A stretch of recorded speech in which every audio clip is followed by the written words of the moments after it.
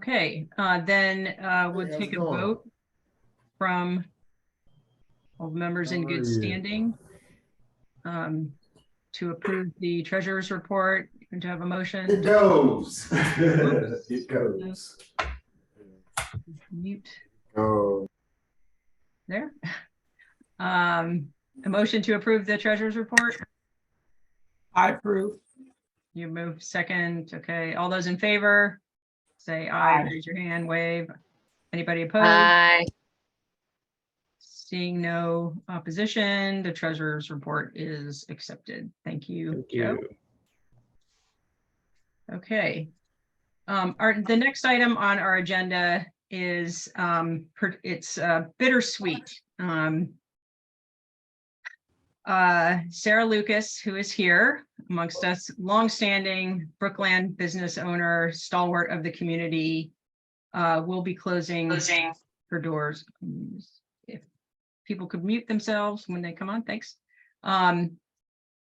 Has been a friend to many groups in the neighborhood, and just provided a wonderful service.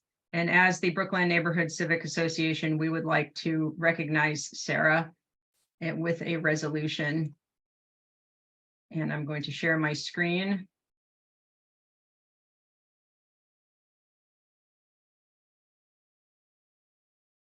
And read the resolution. So this is a ceremonial resolution in recognition of service to the community. Sarah W. Lucas.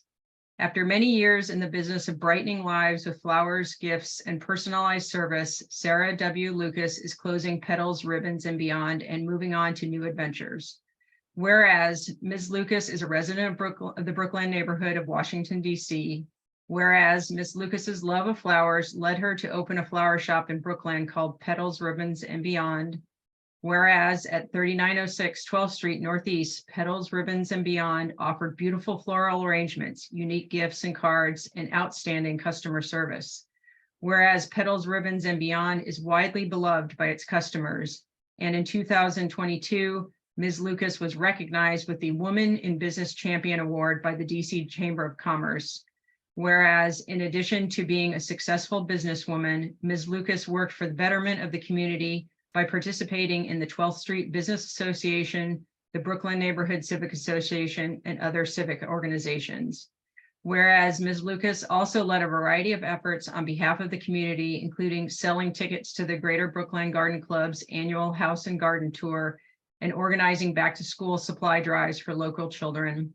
Whereas after almost 20 years in business, Petals, Ribbons, and Beyond will be shutting its doors at the end of February 2023.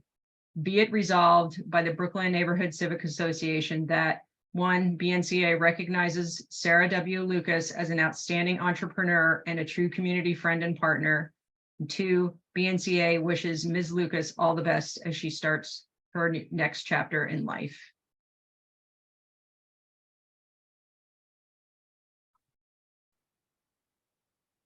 Sarah, that is truly the sentiment of all of the neighbors in the community.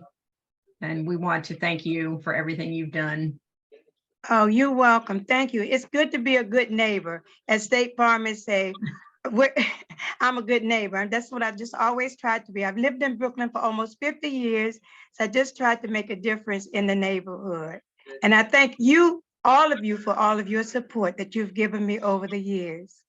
But I got one more project. We need to have a Brooklyn festival. So I don't want to be the chairperson, but I'll be a worker bee. Okay, well, that sounds like a great idea. Yes.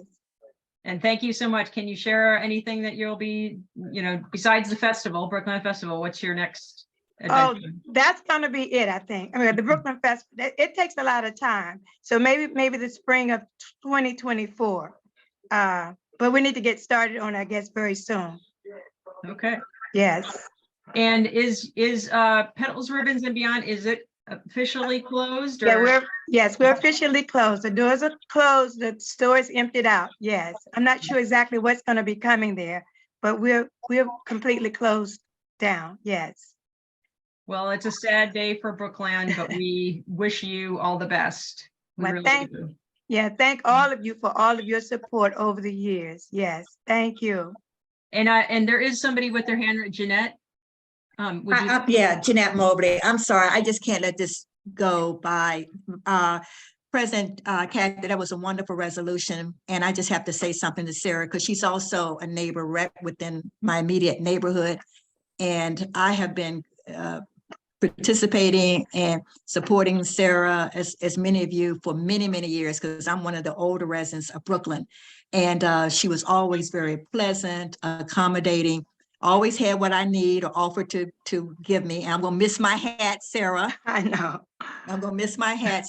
But I'm really saddened, but I know that, you're on a journey to do other things. And so we're really happy for you. But I had to say something because we have been so close over the years. And so I really appreciate all the many support that you have given me.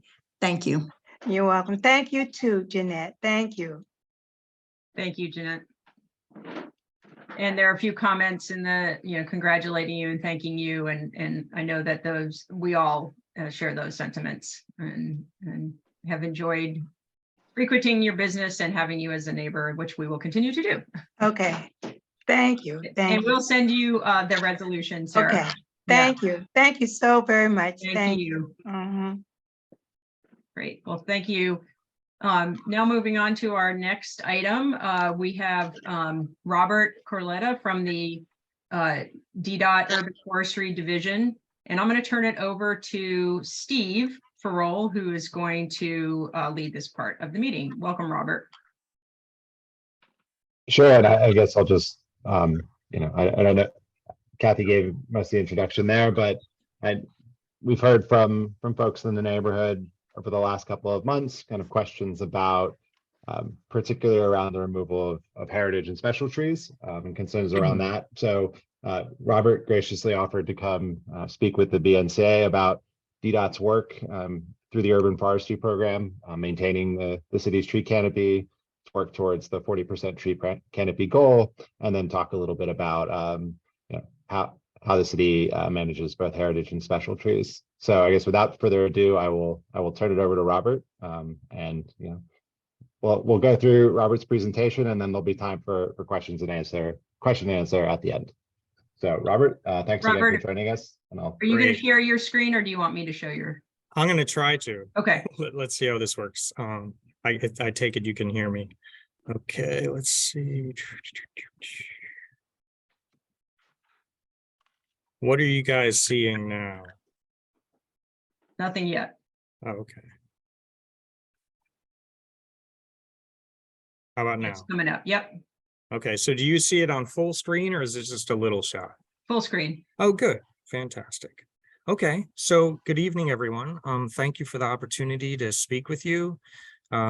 Steve was kind enough to send me some concerns you guys had about trees, how we manage them, different issues in Brookland and throughout the district. So I built this presentation, the slides, based on those questions and those concerns. So we'll go through the slides, but really, I hope it turns into a discussion afterwards. And I really see it as an opportunity to strengthen our partnerships and collaborations, because in managing the urban forest, we really need everyone. It's not only, the public employees managing the public resource, but it's also the private trees, the trees on private property. And, that's where the special tree law and the heritage tree law comes in. And we'll talk a little bit about that.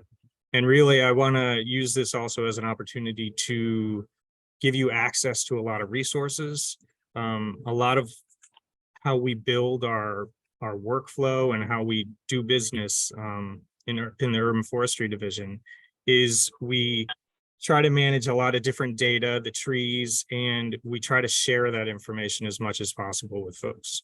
So I'm going to give you, a bunch of links so you can look at that information, and really it can become a tool to collaborate with us, to reach out to us, to put in 311 requests, to reach out to us directly about any concerns you might have. So let's begin. Happy spring. It's the first day of spring. I was out in Brookland doing special tree permits today, actually.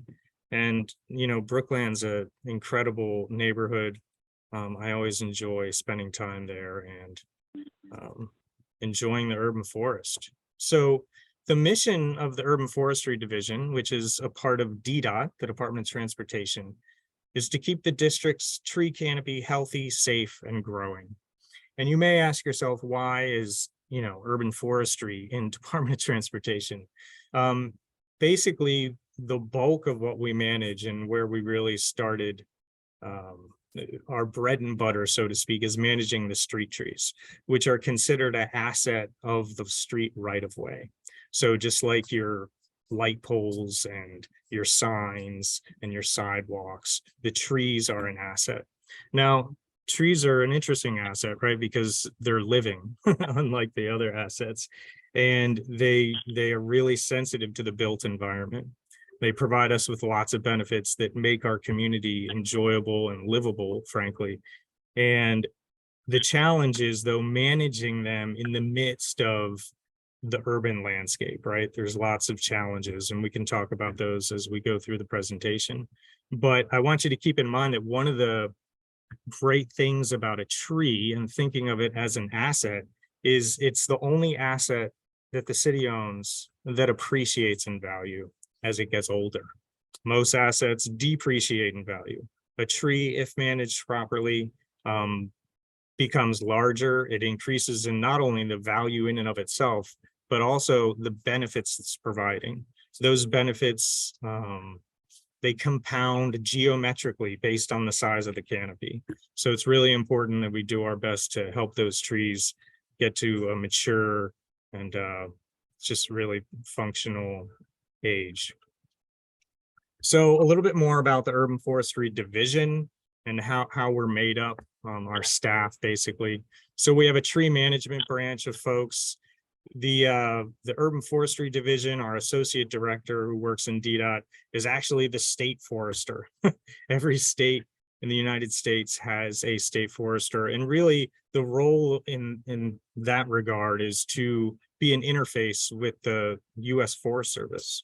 So every state has a relationship with the U.S. Forest Service, as does the District of Columbia, and we work with them, for tech transfer and a number of other things.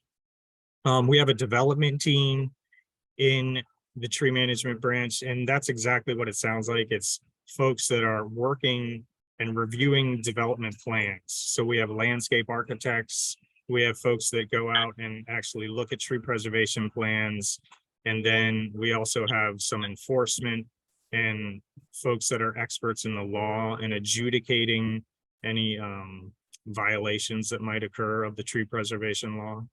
We also have a forest health coordinator. She's actually a PhD entomologist, so she really knows bugs, and she's great though. She's also our outreach coordinator with the district. Casey Iteraldi is her name, and she really helps us when new pests emerge and we need to think about new diseases that we manage. So she helps our staff with that.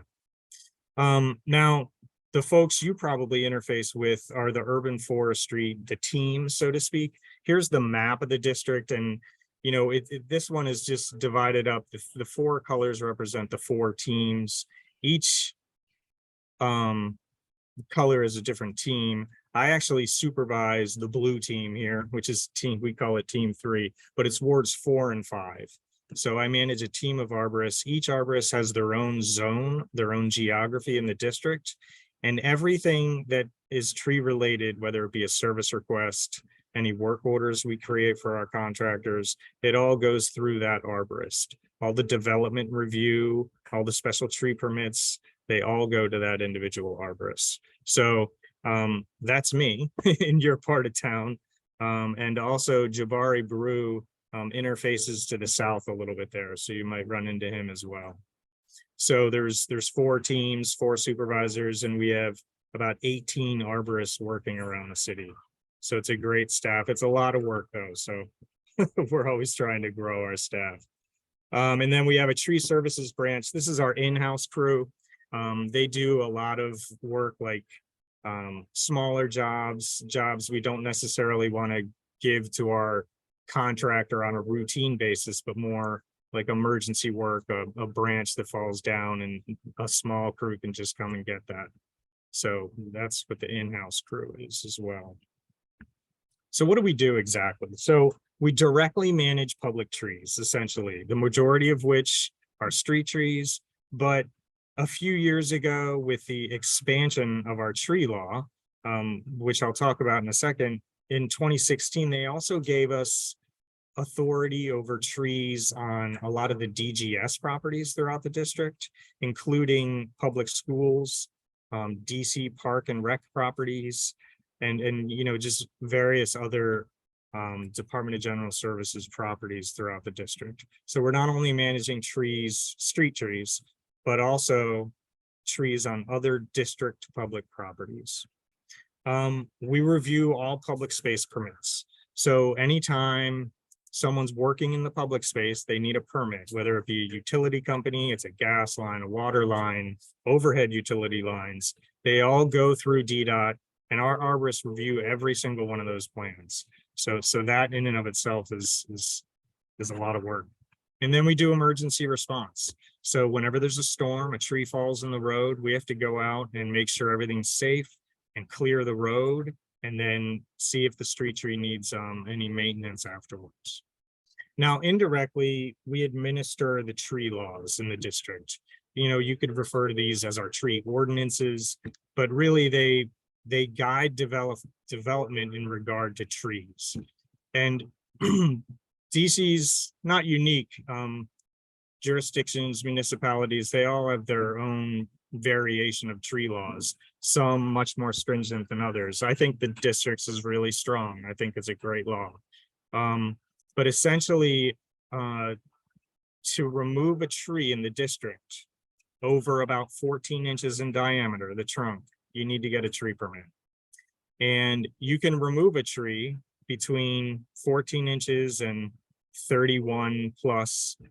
You may also know it as 44 inches in circumference, all the way up to 100 inches in circumference. So those are special trees, and you need a permit for those, and a fee can be paid to remove them if they're healthy. Now, if a tree is hazardous or dead and dying, it can be removed. You still need to get a permit, but there's no fee associated with that permit. Now, trees above 100 inches in circumference, that's all the way around the trunk, turns out to be like 31.8 inches in diameter. Any tree above that size, you're not allowed to remove. It's called a heritage tree.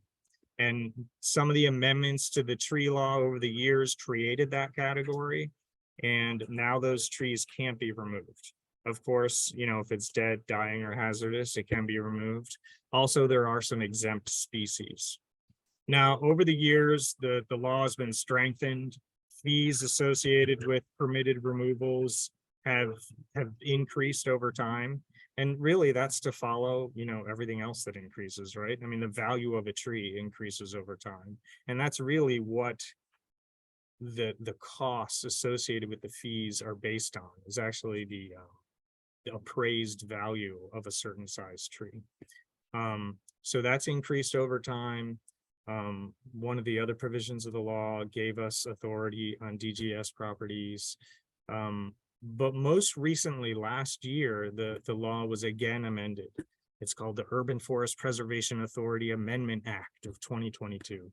And the three things that did to strengthen the law was that it gave us the authority to do stop work orders on properties, which we never really had before. So now we can actually go to a property and stop work if an illegal tree removal is happening.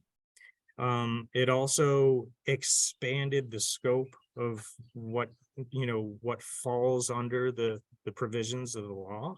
So now district properties also fall into the law, whereas in the past it used to be exempt. And then the third item that expanded the law is tree preservation plans are required when developing, particularly with special trees and heritage trees. So if you have a special tree or a heritage tree on your property and you're developing it, you need to have a tree preservation plan. Now, we had them in the past, but it really wasn't a formalized process. So now it's much better for the developer, for our staff, because we can communicate with them and come up with a development scenario where preserving a tree and developing the site may be possible. So that's what we do. But in terms of like annual work, like how much are we getting done out there? So we plant about, on average, about 8,000 street trees a year. That's DDOT planting trees. Now I put this other number, 10,500 parenthetically there, because to meet our 40% tree canopy goal, the district-wide needs to plant about 10,500 trees. So that's not only DDOT, but it's also our other partners like Casey Trees or Parks or whoever else is planting a lot of trees. We need to get to about 10,500. And we came up with that number years ago when we learned how much canopy loss was occurring. And we determined, not only is there natural loss to trees, but there's trees being removed. And then how many trees do we need to plant to perhaps get to the goal? And that number was determined. So last year, DDOT pruned about 19,000 street trees. We really got a lot done pruning. We removed about 3,500 trees. And then really what drives a lot of what our field arborists do is the service requests we get from residents. So if you put in a 311 request, we'll come in the morning and we'll see all those on our map, and we'll know where to go, and we can relate those service requests to the tree asset. We have a really strong GIS system, and all of our workflow is done through there. So we get about 15,000 requests a year. It keeps us pretty busy. But on top of that, we're doing all the development and review, the special tree permits. I was looking it over, I think in the last fiscal year, all of our arborists in total did about 2,000 special tree permits. So those were tree removal permit applications. Now each permit isn't necessarily one tree. There could be 10 trees on a permit. There could be 50 trees on a permit. So it's the numbers are significant. The number of permits is significant. Some are really easy. Some others are quite involved and can take days to process. So I just wanted to give you a little snapshot, and this sort of we're getting into information you can access. Now, all of this, if you guys want to play online while I'm doing this presentation, feel free. But if you go to trees.dc.gov, you'll find a lot of this information there. I pulled most of these graphics and images from that website. Now, what's cool about the website, though, is it's all interactive. So you can drill down into these maps and click on things, and you'll see what the work order number is. You'll see what a specific tree is and the size of the tree. It's really pretty unique and valuable information. And that's what I mean when I say that we can begin to collaborate, because, and I'll show you a little bit of that further on in the presentation, but you can see what work is happening in your neighborhood. This is, the Brookland environs, and you can see all these dots represent different work orders. These aren't trees. These are work orders on the trees. If you drill down into some of these maps and zoom in, sometimes the trees will emerge and you'll start to see all the trees, and then you can see, oh, so there's more trees than work orders, and then you'll start to ask questions. You'll be like, why isn't that tree being pruned? And you can call your arborist and ask, or put in a 311 request. This can also be used as a tool if you're curious whether or not work's been scheduled, or if there's work happening in the neighborhood and you're wondering what it is, you can check some of these maps and find out, is it legitimate work, or what type of work it might be. So this is a great tool, and we can talk about it more later as well. So I know there were questions about planting. This is what we've done so far this year. The planting season began October 1st, and we're about 5,700 trees in. We're doing pretty well. This is the distribution. These bars are how many trees are planted in different wards. Now, wards 4 and 5, you can see those, the two biggest bars, that's my team. And we're planting a lot of trees. You know, we have big geographies though. It's not really a competition because we're honestly trying to get every available planting space in the public right of way planted. And that's where you can come in. If you see an open space and you think it's plantable, you should reach out to us with a 311 and put in a request. So you can see the level of tree planting that's occurred on the upper set of bars, and on the lower set of bars, that's still planting that's open. These are all work orders that have been delivered and we hope to plant this year. So, you know, we've done a lot of work. We have a lot of work to do. And we know that you all appreciate the trees that are planted, and we're thankful for that. So this is another way of looking at it. These bars represent the total number of street trees in all 8 wards. Now, most of the bar is blue because they're all planted spaces, but out on the end of the bar, there's these little green, like, components of the bar, and those are the available spaces left to plant.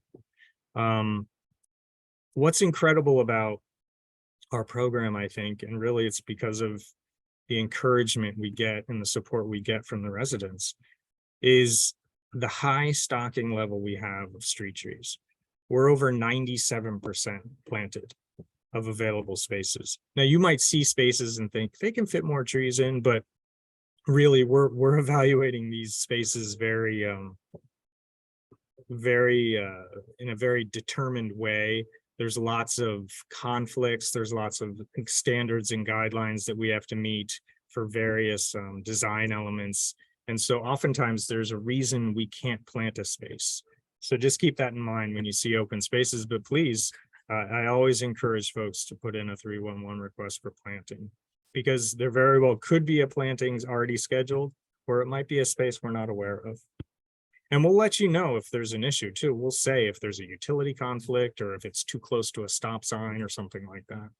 We're always, we want to communicate as much as we can with folks. But this is great because you can see we're over 97% planted. Now we're going to talk about the urban tree canopy and how much we have in the district, and I'll define that a little better. But this is important to keep in mind, the stocking level of the right of way, when we put it into the context of the overall tree canopy. So let's talk about the tree canopy. This is an image. Off to the right is the district, and you know, you see the darker green is the greater forest cover. So urban tree canopy is essentially, if you look down at the district from space, how much is it covered with trees? Okay. And that's actually how we do it. We do it with satellite imagery. We also use LiDAR, laser imagery that's derived from airplane flyovers. So we use those two types of data, we combine them, and it gets processed. And this is how we come up with the forest cover that the district has.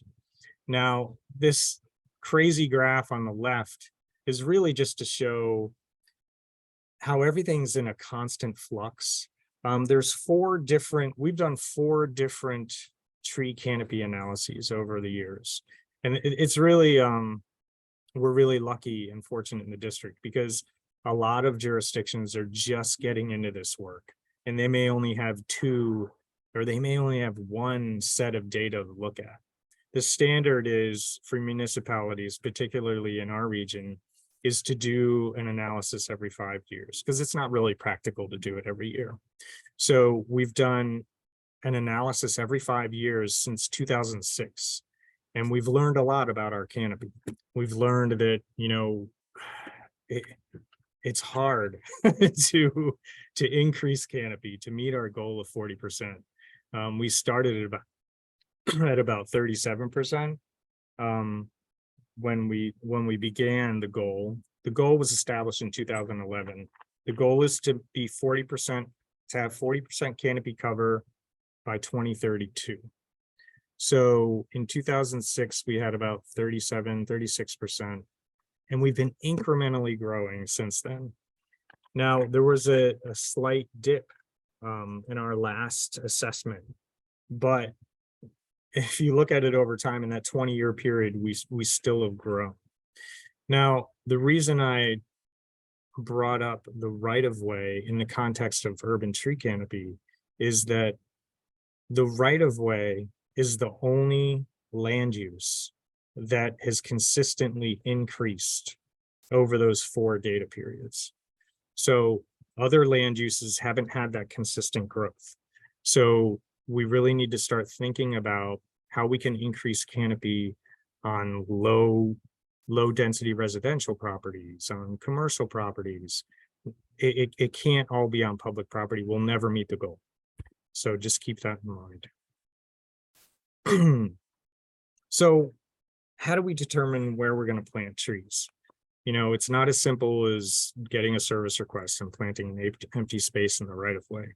Of course, that helps, but we need to find spaces and we need to be strategic about where we plant trees, and we need to put trees in where their benefits are needed the most, right? You've all heard about the heat island in the district. There's different parts of the city that are hotter, you know, up to 15 degrees hotter or more in certain summer days. You know, it's obvious, Rock Creek Park, it's green, it's cool there. You've been there, you've seen it, you've felt it. You can walk under the canopy in the city and you can feel it cool off, right? Well, there's hot areas too. And those, you know, it can be because of impervious cover and, you know, different hardscapes absorbing heat and then releasing the heat overnight. But it's not as simple as that, because there's certain heat signatures that we just don't understand. So it's important to sort of to develop these heat maps and try to figure out the dynamics of what's going on. But it is there's a pretty good correlation between impervious cover and heat, definitely tree cover and heat. So we can target areas where there's high heat, and that's exactly what we've done. You know, we've zoomed in to this map. What this little bump out of the map with the dots on it represents is you can see the heat, right, where it's red.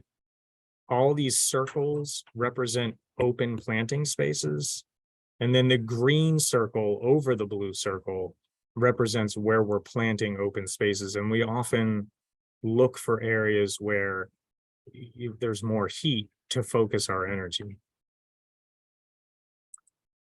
And, you know, it's not only heat, it's all the health problems that are associated with heat. There's populations that are sensitive to these high heat areas for all sorts of various reasons. There's you know, there's socioeconomic parameters, there's health, access to healthcare, there's all sorts of things, and those are often combined with heat. Now, you know, over the years, we've been focusing our planting in a lot of these areas that are heat sensitive. And you can see if the map on the left shows where we've been focusing our energy planting wise, and you can see that we've like incrementally began to increase canopy cover in those areas. So what can residents do in this collaboration as we're all urban foresters, because we all manage the land together, particularly because much of it's private. But what do we do? What can we do together? Well, you know, I invite you to, you know, go to trees.dc.gov. If you go to this, you know, it's called a hub, it's a data hub, and it's all GIS based. It's based in a geographic information system. So a lot of it, what that means is it's just a bunch of interactive maps, right? But there's also stories that we can tell with the maps, and a lot of, you know, compelling ways to share information. So if you go to this website, there's a section called Tree Services, and you can click on these different services and learn about how we do them. You can learn about opportunities in your neighborhood or what type of work is occurring. So that's the kind of place where you would go to find out where there's open spaces in your neighborhood, and then you can put in a 311 request. Or wait, there's a tree crew on my block. What are they doing? You could check and you could see, oh, there's a tree removal scheduled there. So that's the way you could use that tool. Now, another thing folks can do, this is what I really hope folks will take advantage of, is the fees that we collect from the tree law, the special tree permits. All of those fees go into what's called the tree fund. And we use those monies to plant trees back on private property. So we're losing trees on private property. That's where we want to put them back. So what we do with that money is we partner with the Department of Energy and the Environment, who also partners with Casey Trees, who comes out, will evaluate your property through the River Smart Homes program, and they will find places for trees and the appropriate tree to plant. And this is an example of the different trees they offered. I think this might have been in 2021. I don't know if all of these are available. I'm sure the palette may even be wider now. They may have different offerings. But the River Smart Home program is a great opportunity. We plant trees for free on private property in the district. So if you want a tree, call us and we'll get one in the ground for you. So please take advantage of that. Now, it doesn't happen the same day. It's a process like anything else, but it's a great resource, a great way to complete the cycle of tree removal and then tree planting. Now I know there's a lot of concerns with heritage trees, special trees in the district in Brookland. I get calls often about, you know, trees being removed. Is there a permit for this? Why is this tree being removed? We have data for that too. So if you go to trees.dc.gov, you can go into the permitting section and you can actually find a map of all the permits that are open in an area. So this is, again, the Brookland area. All these little stars are permits.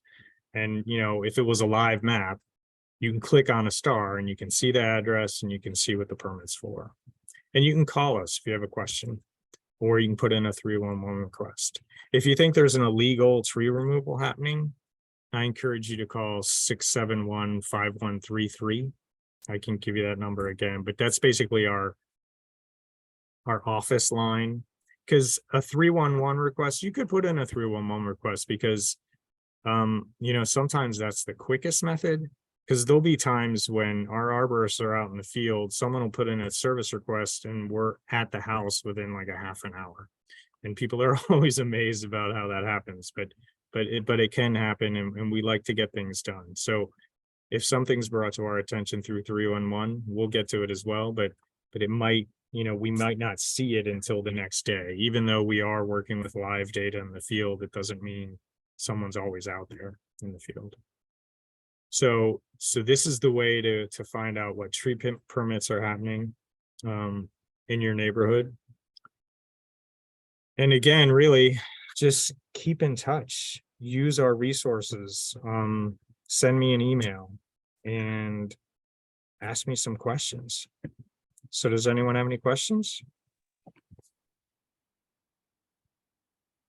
Well, go ahead, please. No, I was gonna say, do you see the questions in the chat? There are a few. Oh, Yeah, let me check. I was going to say there are a couple of questions in the chat, one of which is around, and you know, how to have your involvement in a development plan. And I assume that would be a 311 request. What do you mean by how to be involved in a development plan? I'm not sure I understand. I believe the I'll question expand is, on that. It was my question. yeah, please. Thank you.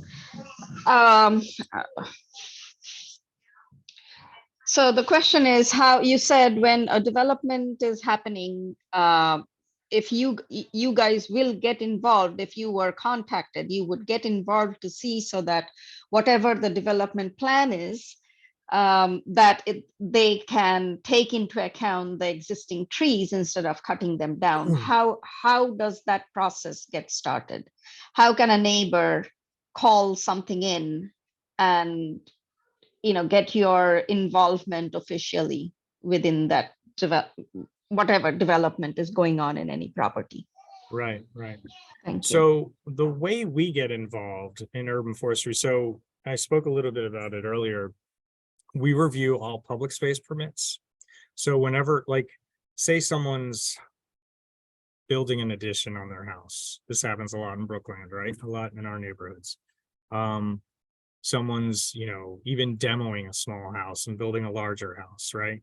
They're going to need to put in permits with DCRA. I guess it's Department of Buildings now, but they're going to need to put in permits with them. And there's also Department of Energy and the Environment, stormwater requirements. So those two entities reach out to us, and that's one way we get involved in the process. But also there's anything that's happening through the public space. So any utility connection, because usually they're upgrading the utility connection, or they even have to access the site. They may need permits to get their construction vehicles in and out. Those come to us for review. And when they come to us for review, we will know what types of trees are on site. So it's a challenge. So anytime you're trying to preserve trees and you're doing construction activity, or you're doing, you're building something on land, right? Whether it be infill development or raw land development. If we're not in the process as early as possible, it's really challenging to preserve an existing tree. So we've tried to build these mechanisms to get us in the process as early as possible.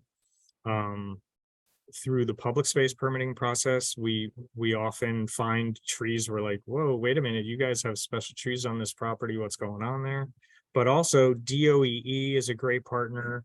Whenever they're doing their stormwater permitting, so their erosion and sediment control plans, they notice special and heritage trees on site as well, and they'll ask the developer to then contact urban forestry.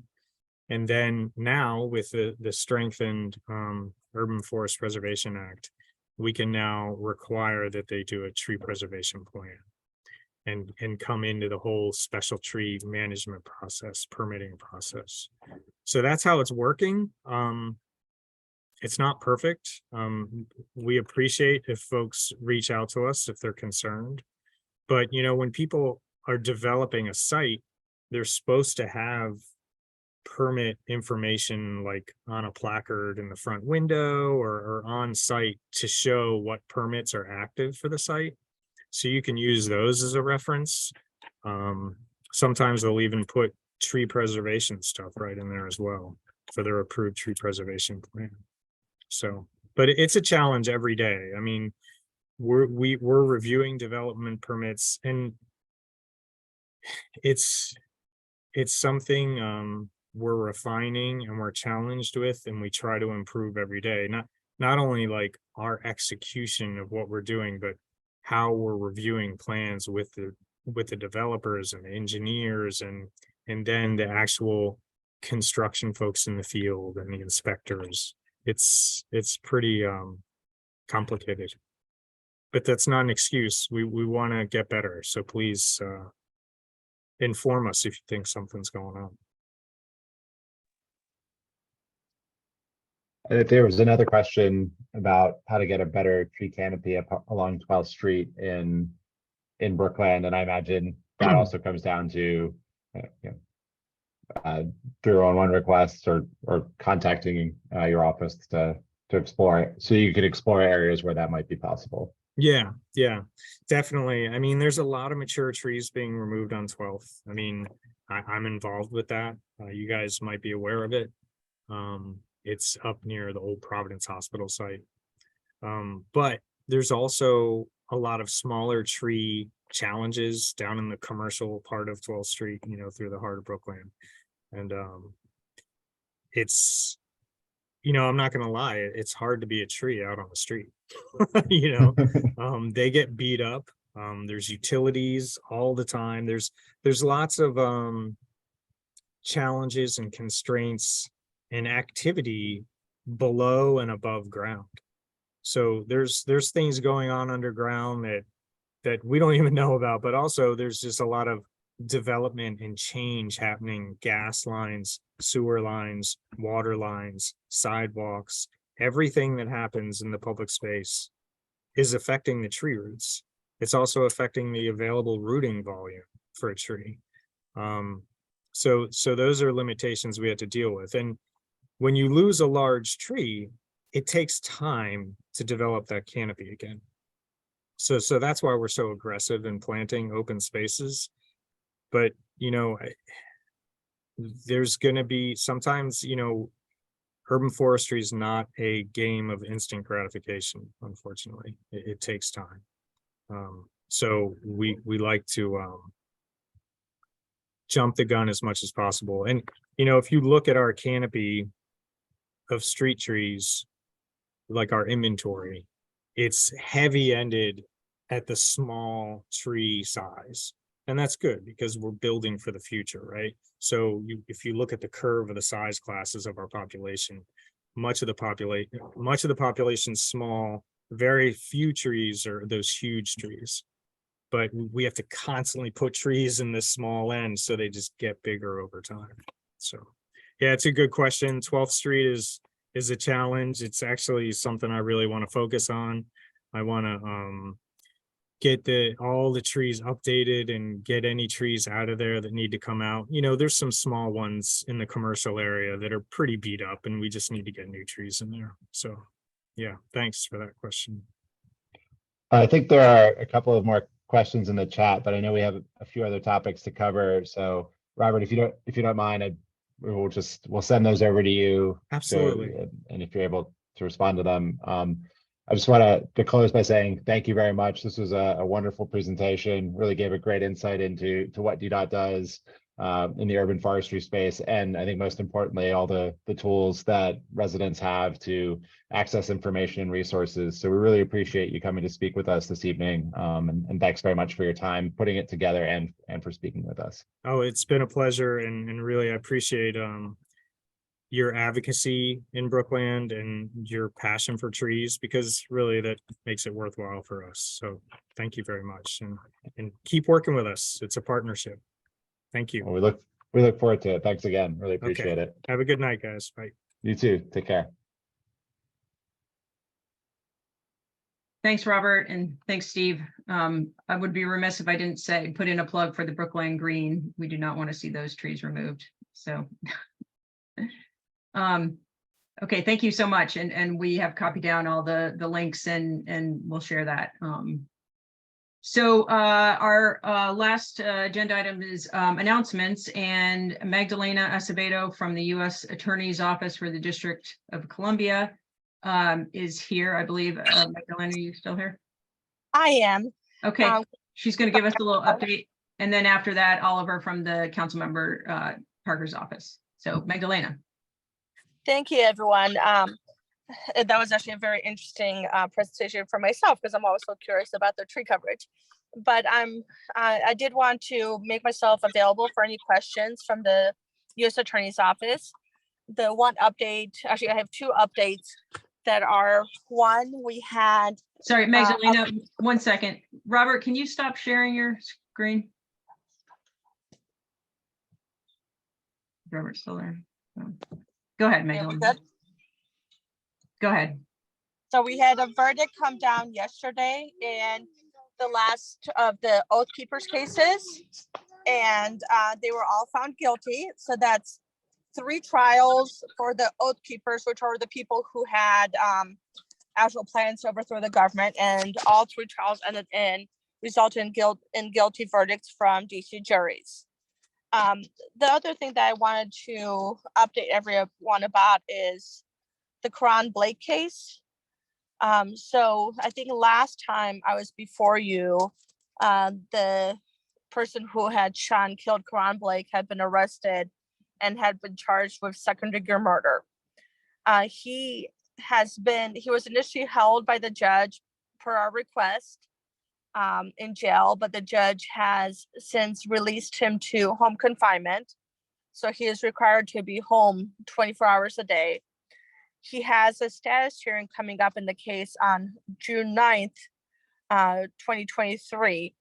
And it's at that time that the judge will talk more to see if there are possibilities of a guilty plea in the case or what's going on, but most likely he's going to go to trial. And the judge did set a trial date in the case for April 8th, 2024. So more than a year from now.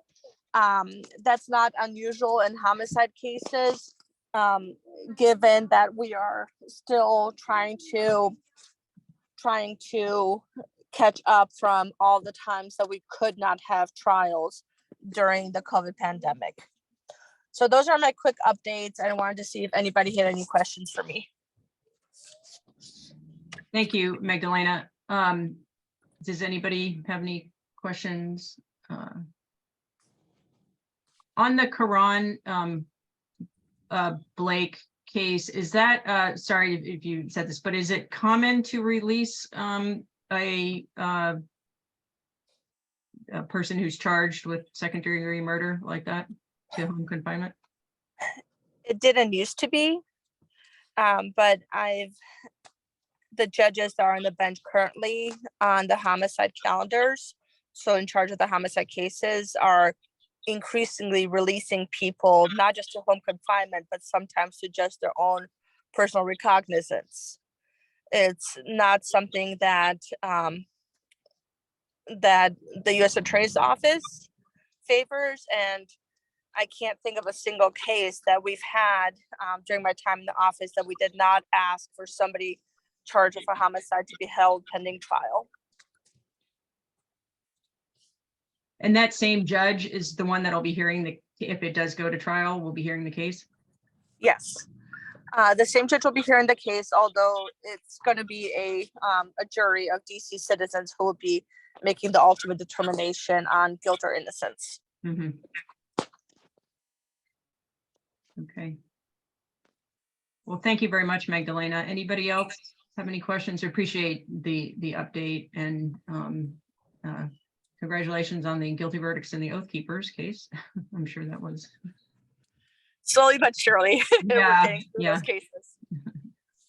Thank you. And those are, just to be clear, those are like the federal court felonies. So those are probably other than the Proud Boys, who are also currently in trial, those are the most high profile of the cases, the people who didn't just break in and and even assault officers, but they're the ones who were the most violent of the perpetrators. Mm-hmm.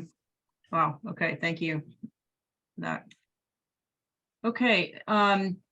Thanks so much, Magdalena. And we have Oliver from Councilmember Parker's office here, who has a couple of announcements. Oliver, would you like to share? Yes, I'm here. How's everyone doing this evening? Good, thanks.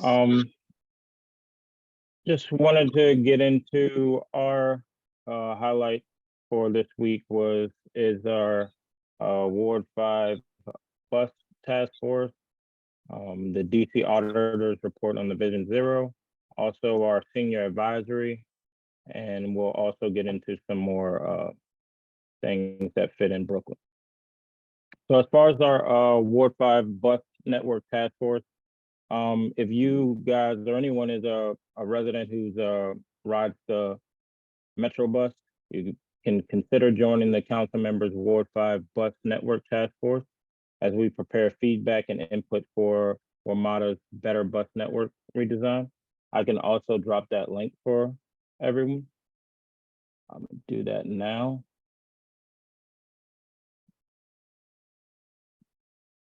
Here. All right, and also we get into the DC auditors report on Vision Zero. The Vision Zero was the district-wide multi-agency plan to eliminate traffic fatalities and serious injuries. And this was announced back in 2015. In short, the district has failed to meet the stated goals of the Vision Zero. The report shows that unsafe streets are concentrated in historically Black communities in Ward 5, 7, and 8, resulting in a concentration of traffic fatalities in these neighborhoods. And distressingly enough, 4 of the 6 fatal crashes involving cyclists between 2019 and 2021 occurred in Ward 5.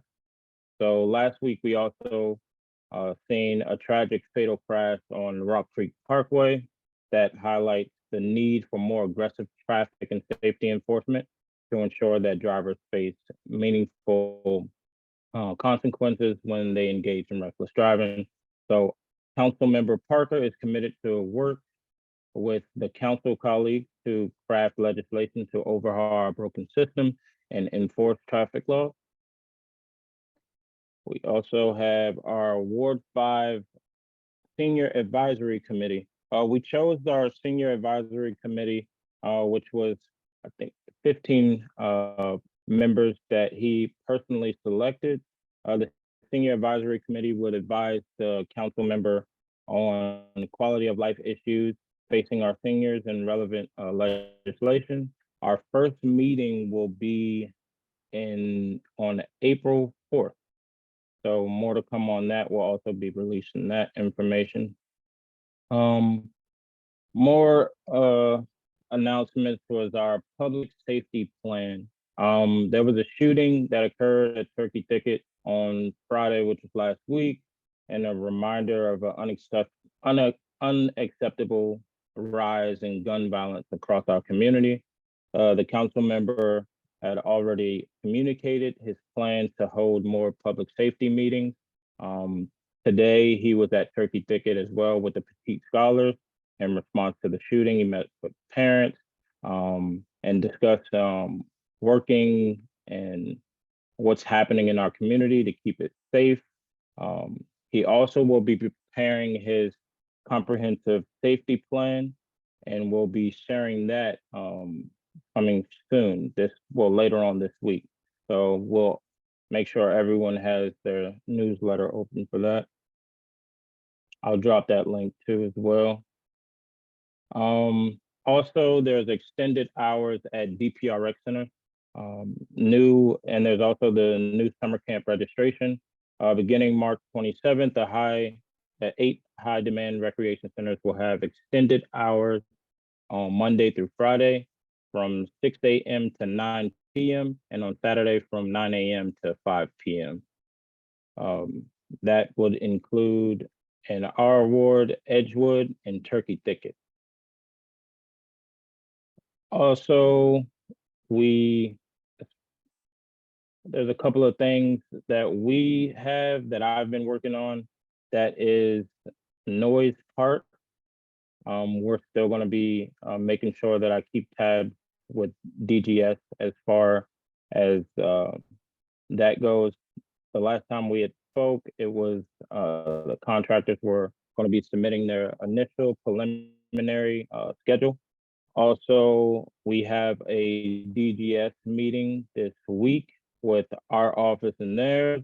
Also, as far as Howard Divinity is concerned, nothing has changed. I just spoke with Fred earlier last week, and nothing has changed as far as their development is concerned.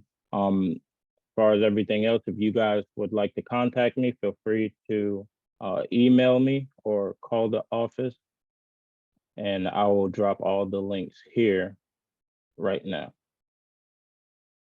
Thank you very much, Oliver. A lot of good information. If you're dropping stuff in the chat, I'm not seeing it, so. Oh, no, I'm doing it right now. Oh, okay, all right. Yep. Great, thank you very much, and thanks for following up on Howard Divinity, Noise Park, and all the others. You'll be in the BNCA officers and ANC commissioners for 5B had a meeting last week, and traffic safety was one of the top sort of priority that everybody expressed. And that's something we definitely would like to partner with the council member's office on. Most definitely. So Thank you very much. Anybody have questions for Oliver? Really appreciate you coming to our meetings, Oliver, and sharing the information. And if folks are not on the council members newsletter distribution list, I encourage you to get on. It's really got a ton of great information. So, okay, well, thank you everybody for coming tonight to the meeting. Appreciate all our guests. Once again, Sarah, all the best to you. Thank you so much. We love you. We'll miss you in your shop, but thank you. Thank you. everything And I you've love done Brookland, of course. today. Yes, thank you. Have a great evening, everybody.